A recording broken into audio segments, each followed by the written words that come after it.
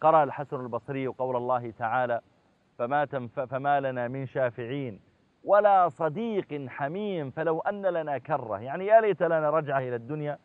فسئل عن معناها فقال الحسن: بينما أهل الجنة في الجنة إذ بدأوا يتذاكرون أصحابا كانوا معهم في الدنيا، فيقول أحدهم: ما فعل صديقي فلان؟ فيسأل الملائكة فيقولون: هو في النار. يعني الرجل صحيح أنه كان صديقك، ربما يسكن جارا لك أو كان في حيك أو درس معك في مدرسة أو في جامعة، لكن ما عنده حسنات وغلبت سيئاته عليه حتى أوبقته وقذفته في النار عياذا بالله. فيقول هذا المؤمن: يا ربي، لا تكتمل سعادتي في الجنة إلا بصديقي فلان. فيأمر الله تعالى فيخرج ذلك الصديق من النار فيدخل إلى الجنة. فيقول أهل النار: من شفع له؟ من اللي طلعه من النار؟ من شفع له؟ أخوه شهيد؟ فيقال لا. أبوه شهيد؟ فيقال لا. من شفع له؟ فيقال: شفع له صديقه فلان.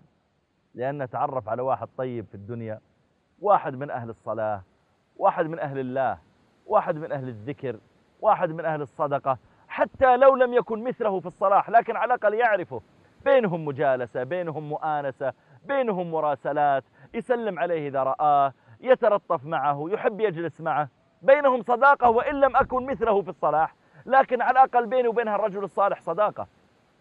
قال: فيقال: شفع له صديقه فلان.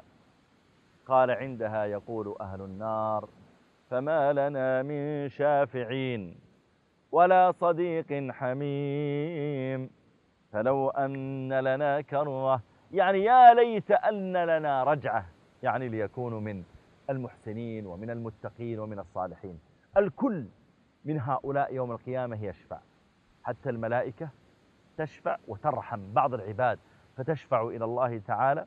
الأنبياء يشفعون، وإن كان أعظمهم وأكبرهم شفاعة هو صاحب المقام المحمود رسول الله محمد صلى الله عليه وآله وسلم، لكن بقية الأنبياء يشفعون أيضا.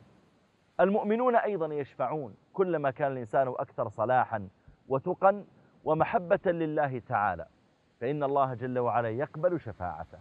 نسأل الله تعالى أن يشملنا وإياكم بشفاعة نبينا صلى الله عليه وسلم.